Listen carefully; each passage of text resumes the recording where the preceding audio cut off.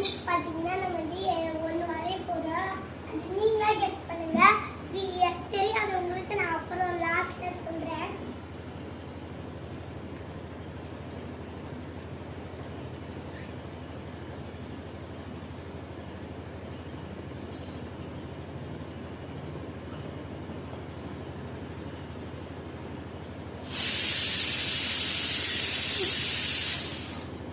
அவ்வளோதாண்டி.